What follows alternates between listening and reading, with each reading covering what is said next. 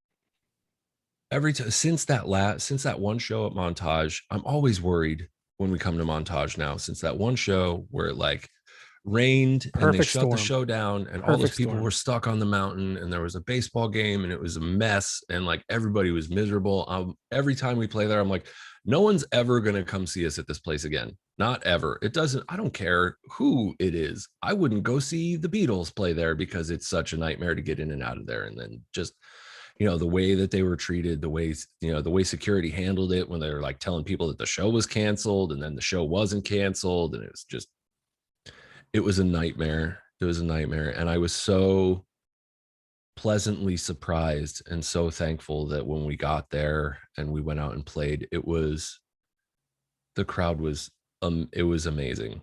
It was definitely it was a memorable experience. It was just an electric moment where they were all screaming along to every word.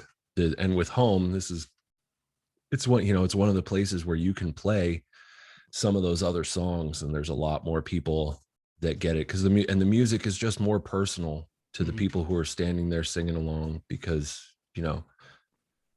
we're very much theirs. We're their band. And for anyone listening to this who's outside of Northeastern PA, I will tell you something, is that us people are pretty territorial about what's ours. And that's for sure. And pizza, yeah, all of it. And we have some passionate fans in this area, because and those fans need to know that we all understand that without them, Breaking Benjamin is nothing. It's a band playing at the Voodoo Lounge for nobody. Which was the case at one point. But because of the people here, it built and built and built and built, and it's nuts. The one thing I'm glad you mentioned was that show that you just mentioned 2-3 years ago. I didn't want to bring it up because people were pissed. Dude, absolutely. Well, I was pissed. Yeah. I mean, so I went to I haven't been to Montage to see a show for pleasure, at least, in a long time. And I had tickets to go see Stained and Korn August. Yeah, a couple weeks ago. Well, no, the original date. Oh, the one that got canceled. Okay. Yeah, so we leave early. I'm like, I got a cooler in the car. My buddies are behind me. We're gonna get there early. It's a Saturday afternoon. Get there early. Do some tailgating. Nothing crazy because we're old now, but like let's have some drinks prior. Let's hang out, whatever. So I get off the exit off of 81 to start my climb to the mountain and immediately hit traffic. Now it's early and I'm stuck in traffic. It took me 50 minutes to get from the exit, and people listening to this who don't know this area won't get this, but it took me 50 minutes to get from the exit to the top of the mountain. And I sat in traffic and I'm like, this is why I stopped coming to shows. Yeah. It's just the infrastructure for that particular place. It's like 1-2 lane road in and out. Yeah. It's like, there was a minute where I had the tickets on my phone and I was like, you know what? Because I drove separately because I was going to stay I wanted to see Stained really bad. And then I was going to stay for like a song or two of Korn and then head back home, try and catch my kid before I went to sleep. Yeah. And, be the dad and whatever. So I was like, you know what? Maybe I'll just send these tickets to my friends in the car behind me and I'll just turn around. But it was like the road's so narrow. I'm like, I don't even know if I can turn around here. You don't even think I can, yeah. Because it's like you said, it's one road in and one road out. Yep. But I mean, it's tough to have a show of that size at that kind of venue. Ski lodge, great. Montage, like water park, great. But when you try and put that many people in one, when you're trying to put like 20,000 people in a spot, it's a lot. It's tough, and it's not I know a lot of people who work at Montage Mountain. I know the owner of Montage Mountain. Please don't take this as a knock on you. It was logistically built like that before you even had ownership. Yeah, he wasn't the designer of Montage Mountain. Yeah, it's not on them. I believe that was God. Yeah, If you believe in, depending on who you ask. Right, exactly. Yeah. But yeah, so yeah. But yeah, I was just in track. I'm like, this is just like, this is why I stopped. But I'm glad, because like I remember seeing, I mean, it's the internet and people get hot at the moment. They're like, F this place, I'm never coming back. And then they Oh were yeah. they were shitting on you guys. And I'm like, Oh this yeah. has nothing to do with Of the course. band. This Of has course. Yeah. nothing to It's do like with the band. and I get it. People are emotional, people are Sure. passionate. And that's the thing, is that the thing that I always try to appreciate, I don't know that every musician does, but the thing that I always try to appreciate is that every single night that we play is a big deal to each individual person that's there. You know, as a parent myself, I know that a lot of our fans are parents. They had to find babysitters, they had to find this, they had to find that, they had to sacrifice something else that they wanted to do in their life to be able to afford to come to the show in the first place. And it's a big thing. Like, it's one of the biggest nights of the year for them. Like, they've been looking forward to this for months. They're ready to make memories that they're going to have with them for the rest of their lives, good or bad.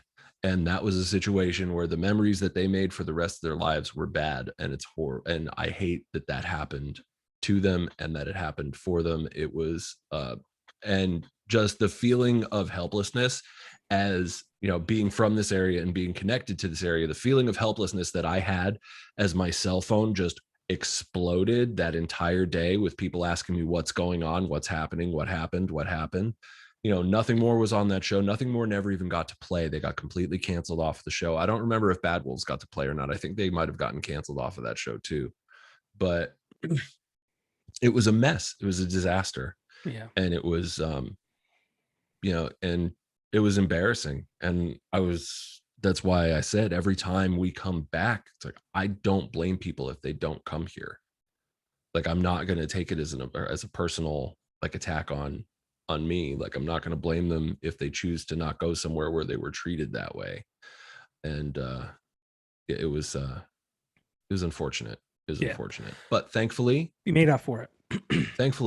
Memories are memories are of that kind of stuff are short. And tempers, as they cool down, people are a little more forgiving.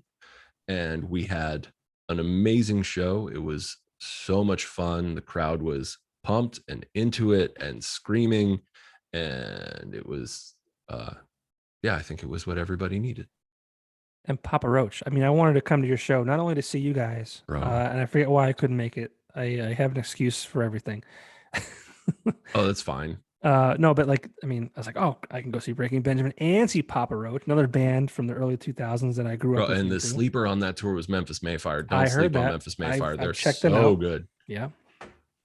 So good. But yeah, Papa Roach. I mean, we all played Papa Roach covers back in the day. We all, every one of us played Last Resort at some point, right? It was, and then, dude, just so like, just their energy. They still are phenomenal songwriters and performers. They're one of those bands that if you've never seen them live and you don't really love Papa Roach, like, you should just go see them anyway, because their live show is so good. Damn it. They're such a compelling live performing band. And Jacoby is one of, if not the best frontman of that generation of music. Well, you could have told me they stunk. And I would have you would have felt better anything. not. Yeah, you didn't miss anything. Oh man, crap. I'll never forget. I mean, I don't know if I should say this out loud, but I will. There was I'll say there was a club in Wilkes-Barre, and I walked in, and a Papa Roach song was playing, and I can't remember the name of the song, but there was a dancer dancing to the song, and I just associate that band, I gotcha. so to speak, with that moment. I mean, there's more than that, but it was definitely like, okay, this is kind of cool. Yeah. Yeah, it was the library, right? It was just the library. The library. Yeah, so they were at the library. It was the book club. It was the book club, and there was a dance recital at the library. Yeah, it was a dance recital at the library. Yeah, that's exactly what it was. I forget what song it was. Oh no, I have to find out. Because that's gonna kill me. It was a great song. I could sing it in my head. Man. Oh, I'm looking through Help from like 4 years ago. That was a great song. Man, what was the song called? This is gonna kill me. We're gonna have a special guest for 1 second, real quick here. Are we? Ooh, Yeah, little there's A. little A. He just snuck on by. He's got to go up to bed. Oh, good night. Good night. Sorry for occupying your father for the last You're fine. hour so far. It's fine. But I talk a lot. Oh, that's why whenever you text me, you're like, "Hey man, do you want to do the show?" And I'm like, "Yeah, absolutely. I just want to talk to you." So it's like, yeah, we might as well record our conversation and put it out there. Yes. My goal is to share your stories with people who care. Hopefully I'm creating a platform or a channel. I'll call it a channel again, that people like and appreciate. And I've been very blessed. I'm very fortunate that I know guys like you and John Phillips, and we'll talk about this real quick too. And with Josh Balls, and I'll never forget the first time I met Ben. He won't remember this, but we were at the River Street Jazz Cafe in Pittston, Pennsylvania, and this was 2004. So it was, and this is before I think their second album came out. At the little acoustic show at the Jazz Cafe? It was one of those nights. It was like a Tuesday night or Monday night. But okay. So he was, and I was with somebody like, he was still like, he was a big figure, but like he's very tall too. But I don't know. He was there. He was cool. He was talking to people, and he was telling us a story. And I hope this is accurate, and I wasn't just drunk and making this shit up. Oh boy. But I think I was sober at this point. Okay, so he pulls up in this Pontiac like Grand Am or something. I think it was Grand Am. Yeah, the purple one. Purple. Yes. Okay, so I'm not making this up. So it's purple. Yeah, the purple one. Yeah. And he's telling everybody how like, oh, the sales guy told him it was black, and I guess he was buying it like at dusk. And he thought it was black, or like this story is 100% true. Oh, this is awesome. Story is 100% true. It was Ben and Maddie Giordano that went to go look at the car. No shit, Maddie was there too. Yeah, we'll give you some more backstory on it. The salesman was our dear friend Murad. Murad Albada. He works at Ken Pollock Ford now. He's the general manager of Ken Pollock Ford. Nice. But yeah, he went up and he went to see the car, and the car was purple, and it was dark out, so he thought it was black, and it was not black. It was purple. Yeah. So he went back and went back to pick it up. It's like, oh my god, this car is purple. It's like, and Rod's like, yeah, it's purple. It's been purple. I'm so happy. Like, one thing in life I have is a good memory. All my friends will tell you that. Yeah. And sometimes it's so good that I'm like, is my memory like not real? Like the memories I have, did I make them up in my head? Are they based off of like pictures I saw or something like that? But I remember that moment very vividly. Yeah, that's a true story. Well, thank you for confirming that. I appreciate that. Of Ben not realizing that the car that he was buying was purple. Yeah. And he was so mad. Yeah, he was so mad. He was. He was really mad that car was purple. I'd be mad too. I'm like, this is Breaking Bad. And like, this is like a year or two after like the Saturate was released, and he's pulling up in this purple Pontiac Grand Am. I think it was Grand Am. Yeah. And he's telling the story. I'm like, this is hilarious. Like, this is awesome. Yeah. So that was funny. something else. That was so funny. But we mentioned we mentioned Matt Giordano. We mentioned Josh Balls.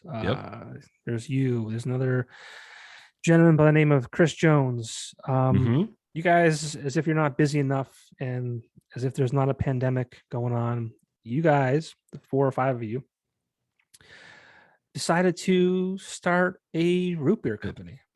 It's my fine hat that says root beer is sick on it. I think Josh was wearing the same one 2 nights ago. So he probably was. But yeah. John called me the one day and was like, hey, hear me out. I was like, all right. He's like, I want to start a root beer company. It's like, okay. He's like, it's going to be me, you, and Josh Balls. We're going to have dinner next week and we're going to talk about it. I was like, all right. I'll at least go to this meeting and hear where this goes, So we went and sat down and had dinner and, talked about a whole bunch of different ideas and, and in hindsight, none of us had any idea what we were getting ourselves into. We had no clue. We had no clue what we were getting ourselves into. And then after that, we were like, yeah, we're going to do this. We're going to move forward. We're going to figure it out. We're going to develop a brand. So we're going to take absolutely nothing and turn it into like what you can walk into a store today and buy. And it was an insane year of just so I guess like 8-9 months ago so I made the joke with Josh the other night and I said, this kind of all started because I called John a nitwit. And I said this nitwit was doing root beer reviews. Yeah. Like Facebook Live root beer reviews. And Josh chimed in and he's like, yeah, that no one watched. Yeah. Yeah. I said that was it. I use the term nitwit with love. I'm only kidding. I love John. And so I started with like these root beer reviews that he was doing because we were all locked in and he was getting root beer delivered to his house. And now it's like this real life thing. Yeah, it's a real thing. People are going nuts over. John loves root beer. Who doesn't love root beer? Everybody loves root beer. It's delicious.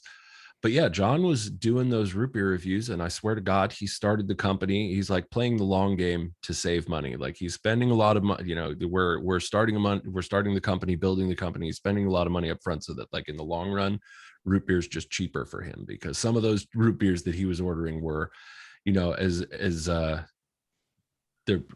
way more expensive than ours, and it was and ours is better. I'm just saying. Ours is better. Ours is branded better. It's non-biased here. Non-biased at all. It's but yeah, we in all seriousness, we wanted to do something else. And the whole driving force behind it was that, everybody knows that root beer is good and nobody's ever tried to make it cool. And that was the thing where it's like, how come people don't drink more root beer? Right. Like, why? It's like this niche thing that's kind of pushed off to the side. And like, if you look at the branding behind a lot of this stuff, and it's all really bland and really plain and like really understated. And we were very much like, no, root beer's badass and we're going to make it badass and we're going to put attitude on it. And that's what we're going to do. And so far the reception to it has been way more than any of us ever anticipated. Coming out of the gate, we expected to have to, do the slow grind build thing. And we're in a spot right now where we're like, okay, there's 4 of us here. And then, if you count Matty Giordano in there and his amazing company Posture Interactive, there's 5 of us here steering this ship. Like and everybody else is super busy, has 9,000 other things going on.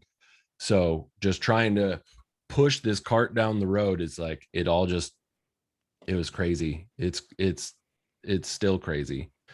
I have some root beer and some birch beer at the house. And every time I look at the bottle, I just think about all the time that went in and all the meetings and all the, all the opinions. And it's just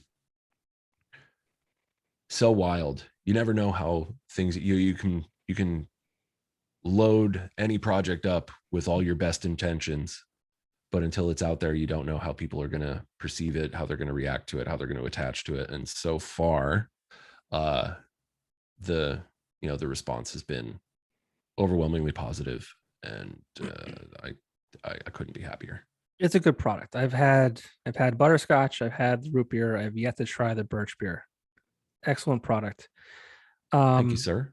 And you have a good team. John, as abrasive as he can be, as honest as Oh, he can be, no. he's a good businessman. And Chris Jones, obviously, he has a resume, speaks for itself. He's got a lot of successful companies. He's like a serial entrepreneur. Again, resume speaks for Yeah, itself. a lot going on. Yeah.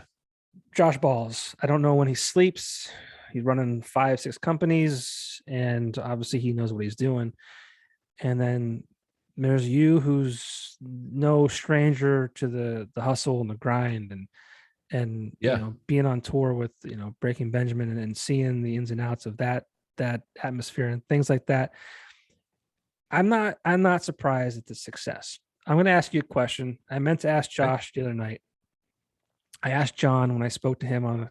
I'll answer on Josh's behalf. I forget what episode it was. If you search the Popko I watched Project it. on Spotify, you can check out my interview with John Phillips. The question I have, so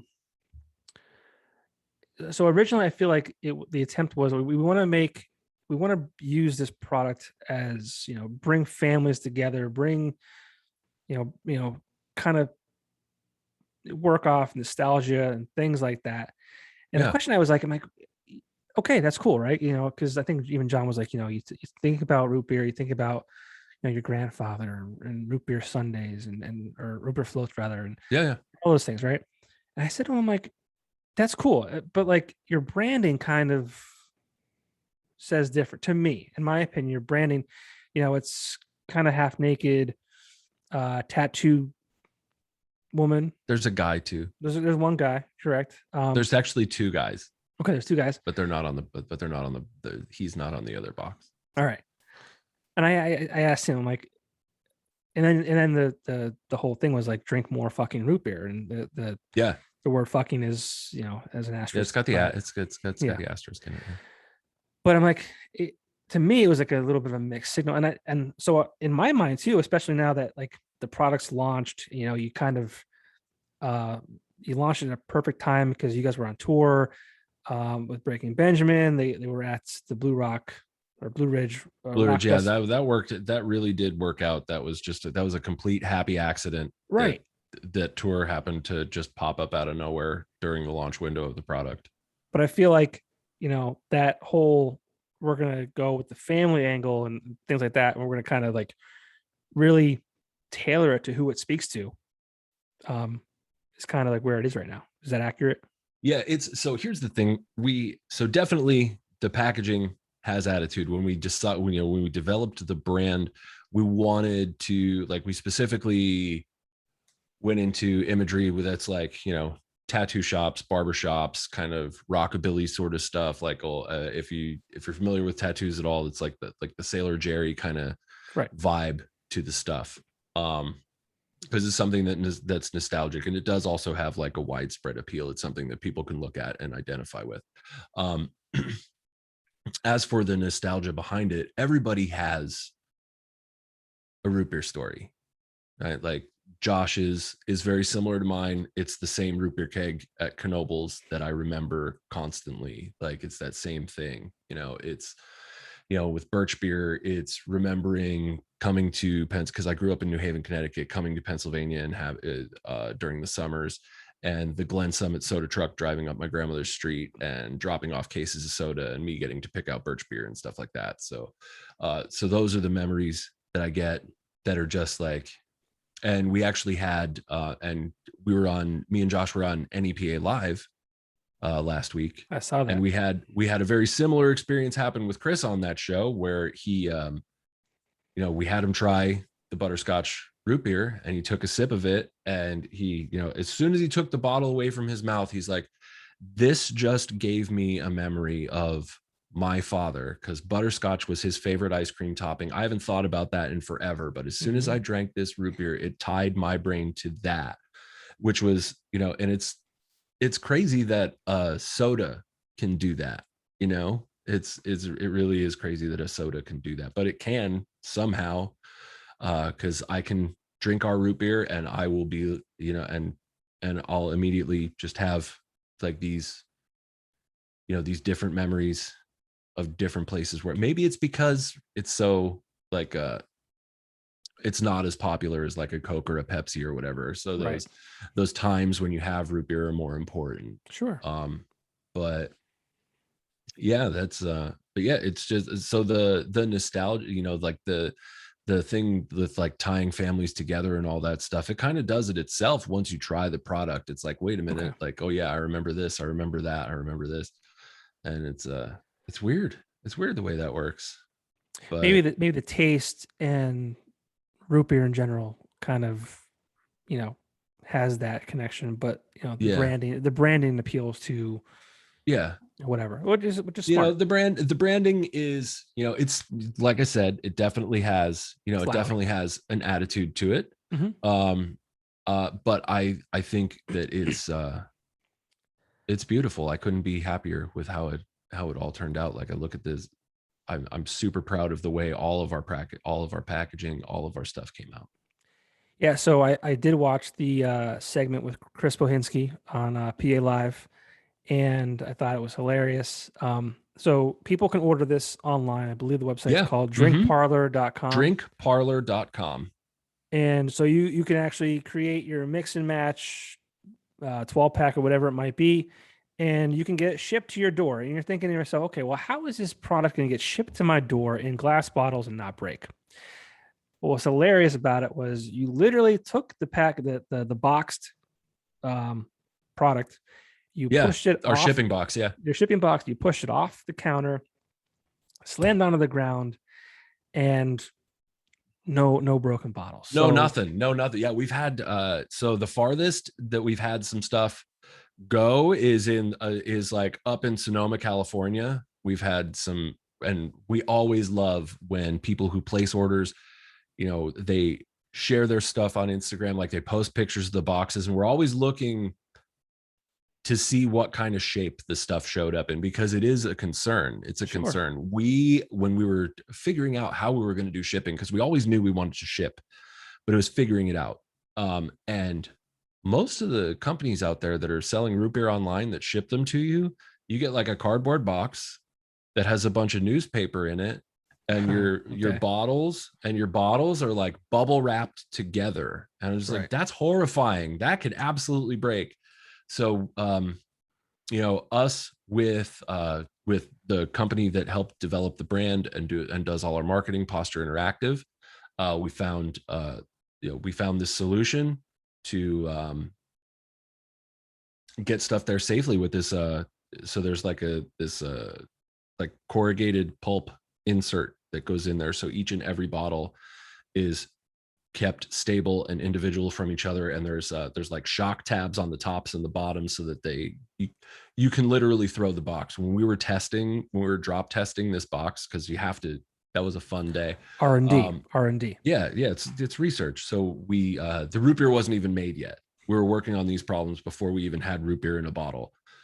So we took a 12 pack of Yingling, put it in our box, put the stuff in there, taped it shut, and then we threw it around the office for like 15 minutes and everything was fine. Like I'm not a short guy. So standing up from like shoulder height, I flipped the box in the air, it came down, landed on its top, and nothing broke. I was like, okay, I think we have a winner. So it's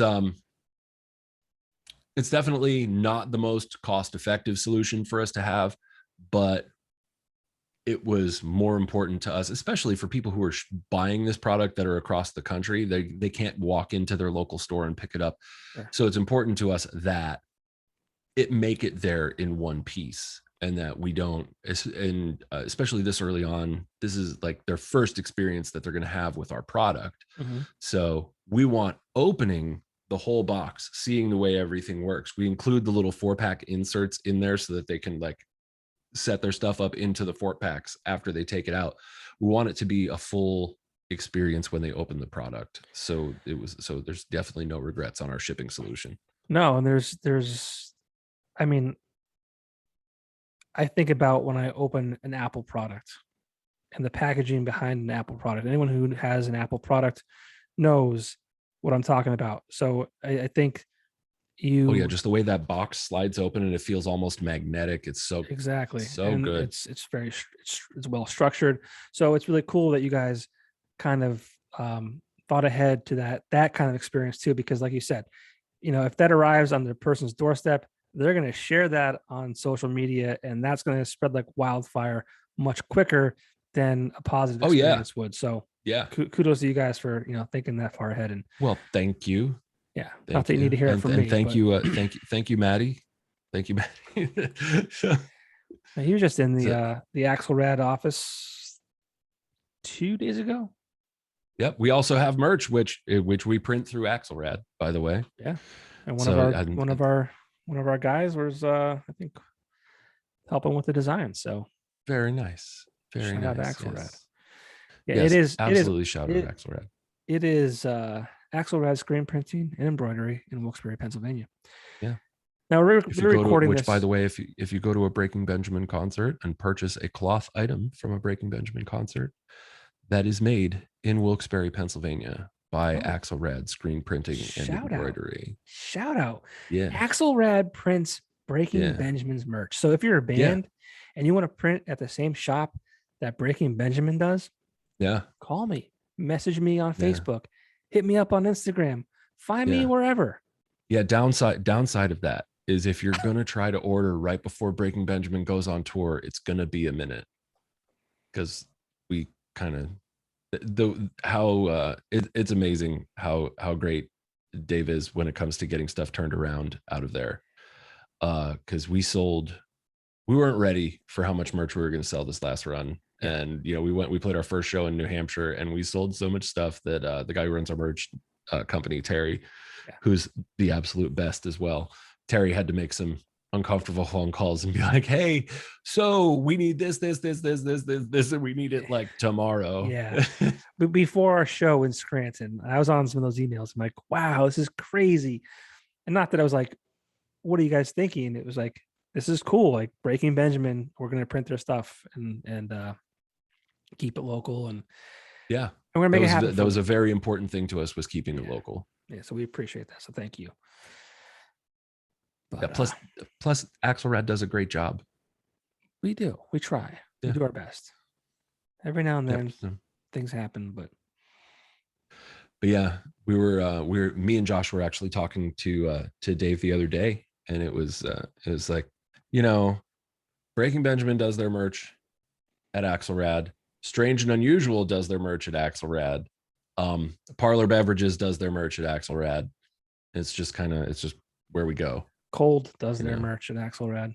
That's awesome. I hope I could say that out loud. As they should. I help assist Nick with that. It's all good, man. But so I want to let you go.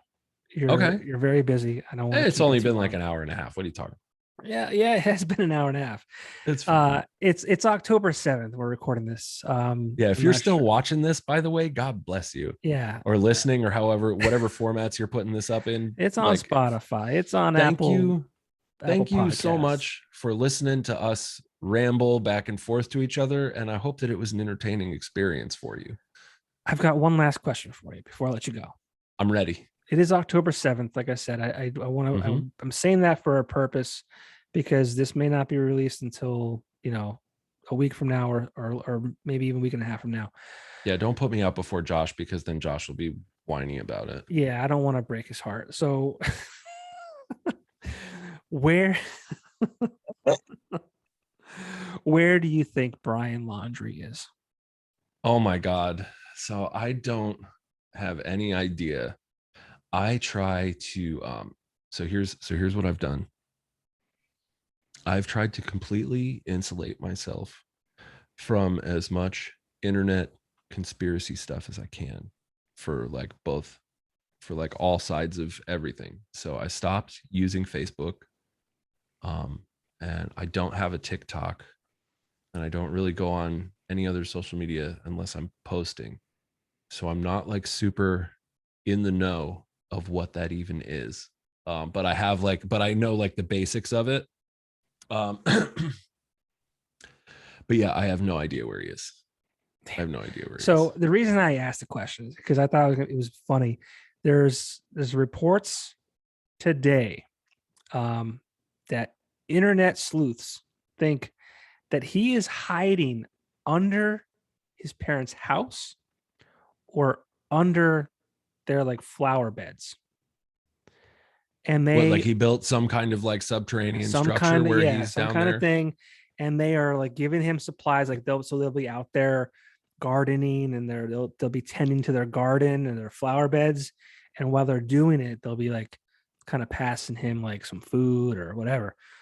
Sometimes people give bad people too much credit. Like they just give bad people too much credit. Right? The guy's an idiot, probably. I don't know how smart he is. Allegedly. I don't know him personally, but it's these, when stuff like this happens, these people don't have a plan. There's no plan. This isn't Lex Luthor, who's been building a secret like hideout in a mountain somewhere. He's not Dr. Evil, who has like a spaceship and and a submarine and all kinds of other nonsense. Yeah. This dude's running for his life somewhere. So, and hopefully people aren't wasting a lot of time looking for him under his parents' house or in his parents' garden. They're actually looking places where he might be. Dude, the bounty hunter's looking for him. Yeah, I know. Dog's out there. Dog's out there doing it. He's out there barking. He's on it. He's out there barking. He's on it. He's gonna, if he's sniffing it out, he's gonna find him. It's like something. It's so bad. I don't even want to joke about it. No, because it is sad that someone, because it's like it's such like a serious, awful thing. And it's like, but when you shine it through the lens of social media, it's just like it dehumanizes the whole situation. You know what I mean? Yeah, you're right. And it's like anyone watching, listening, we're not making a joke out of the situation. It's very sad. Yeah, no. Someone is dead. No, we're making a joke out of Dog the Bounty Hunter, which he does just someone fine was murdered with that hair. We're not making a joke about that. Yeah, no. That's not funny. But that's not at all. But it's like but yeah, Dog. I hope that he finds him. And I hope that family can get the closure that they deserve. It's sad because in a situation like that, they're never going to get justice, right? Because justice is they get their loved one back. That's justice, right. And that's never going to happen, and that doesn't ever get to happen. So just hopefully they can get something to move forward and make it and make life livable and bearable. And that guy definitely didn't have some kind of master plan where he's been what's it called, he hasn't been building a fucking Shawshank Redemption tunnel under his bedroom since he was 3 years old for the day that he decided he was going to do this. 20 years from now I'm gonna meet a girl. Ridiculous. That's crazy. The internet. It is. And speaking of the internet, I'm going to hold you to something you said to me last time. Hell yeah. If you ever meet Joe Rogan, if you ever get invited onto his podcast, you're the first name that's getting dropped. The name, and you got to call me. You just got to call me, and he's in some hot water too. I don't want to get into that because he's it's, and it comes. What's happening with him right now is kind of my entire argument for not being on social media at all. Sure. Like it's like my entire argument for not even looking at Facebook is what's going on with Joe Rogan right now. Yeah. It's just a whole world of people who are like, it's the researchers. They call themselves researchers. They're like, you can tell where a conversation's going just when someone says I do my own research. You can tell where it's like, no, you don't wear like a lab coat. You're not doing an independent study. You're reading something else that someone wrote or something that someone else wrote. That's not necessarily research. Well, I said this about him when maybe a week or two ago, or maybe even when it happened, and I'll say it again to you. Obviously, I'm a huge Joe Rogan fan. Of course. I don't really love, companies or even the government trying to mandate anything on us. And I don't want to get too far into this. Of course, that's understood. Yeah. It's a family show. We're riding the line. Right. We don't want my 5 listeners to cut this up and put words in our mouths. But so a couple things. He needs to understand the power he has on his platform, because there are people who will hear what he says and blindly do whatever it is that he says and does, whatever. So there's that. And I think he needs to, as much as he doesn't want to acknowledge that, he needs to understand that there are people out there like that. I mean, I had friends. Yeah, he has a responsibility. He does. He has a responsibility. So, but in the same sense, I do not disagree with how he handles his health. No, he does. You're entitled to that. So at the end of the day, I wish he didn't say what he did, because that's when the internet blows up and says Joe Rogan is misinformation, this and that, the other thing. And hey, listen, he has every right to treat himself how he wants. If he wants to take, he can whatever he can do whatever he wants. He can take whatever he wants. He can do whatever it is he chooses to do. He has that right. He's free to do that. In the same vein, I feel like media is helping spread misinformation more than anything else, because when he took ivermectin, every headline was Joe Rogan takes horse dewormer ivermectin for COVID. Right. That was the headline. And even in the story, they said that, they reiterated it, and it was like, this guy's an idiot, this is what he's doing. But they failed to mention, people take ivermectin, humans do all the time.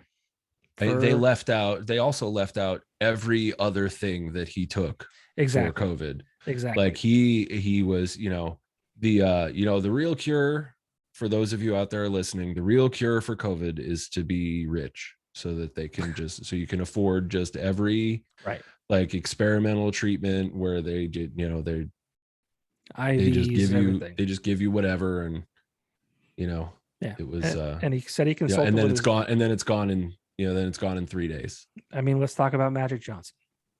Yeah. Hey, that's the cure is that he was rich. Yep. His money. And we'll end it on that. Let's not get too far down the rabbit hole. I'm not mad at rich people, by the way. I'm not mad. No, I'm not mad. I mean, I'm not either. I mean, I'm not allergic to money. I've rolled around in it a bunch of times. I don't get a rash or nothing. You know what I'm saying? You have a pile of money over there I can come roll around in? Yeah, I just want to check it out. I just want to feel it on my skin. I want to see it's an allergy test for me. I want to see if I'm allergic to money. Yeah, I didn't say there were big bills. I just said it's money. Well, whatever. Dude, thank you so much for everything. Johnny, I love you, buddy. Yeah, I love you too, man. I hope I can see you soon. I know I saw you at the show last friggin' June or July.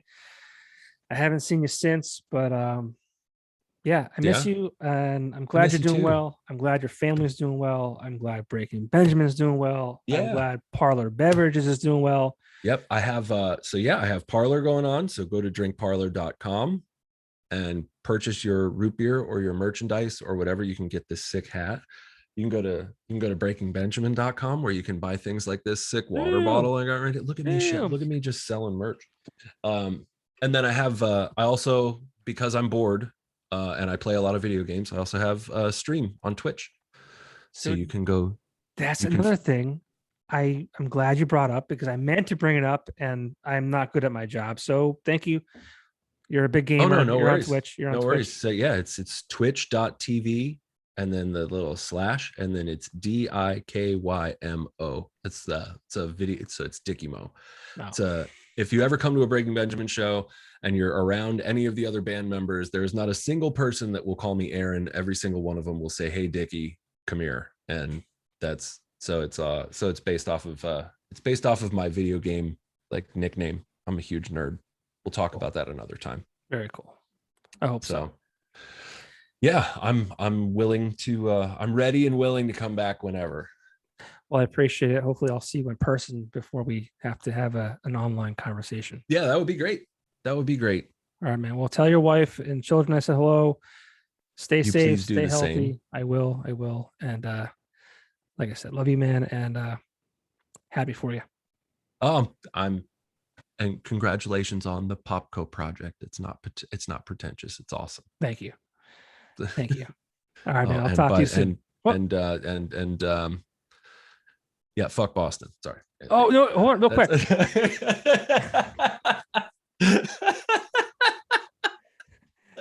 Here's it real quick. So I was with Josh. I meant to. That's why I wore the hat, and I was with Josh on Tuesday, and the Red Sox were playing the Yankees. I'm like, man, I sat down. I saw you wearing the jersey and the hat. I'm like, this man right here. I'm not even gonna mention it until the end. I was gonna come out of the gates swinging. I'm like, you know what? So I was with Josh on Tuesday, and I'm like, damn it! Like he said Tuesday works for him. He's going to I think California the next day.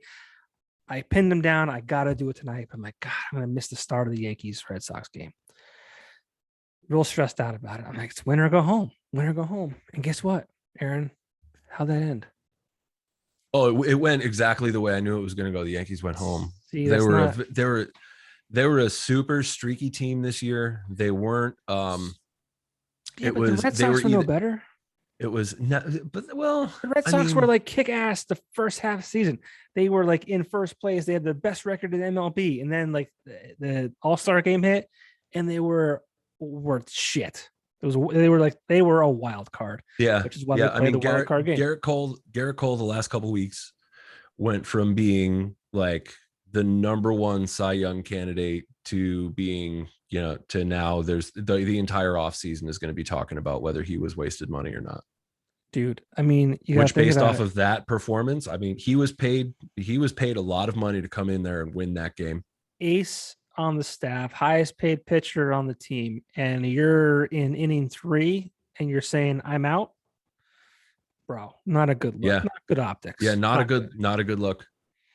So not a good look. But hey, yeah, Red Sox are playing now. Let's just check the score. I'm hoping let's check live check in. They're playing Tampa. Tampa's so goddamn good. The Yankees weren't beating Tampa. Yeah, they're down 4-0. Shit. Yeah. All right. Well, I gotta go. Yankees weren't beating Tampa. All right, I'll talk to you later. Enjoy that game. Buddy. All right. And, hope it's hockey season now. It's hockey season now. Let's go Rangers. You know what? You're like, all right. I'll let you go. I'll see you soon. Okay, I love you, buddy. I'll talk to you soon, man. See ya. All right, bye.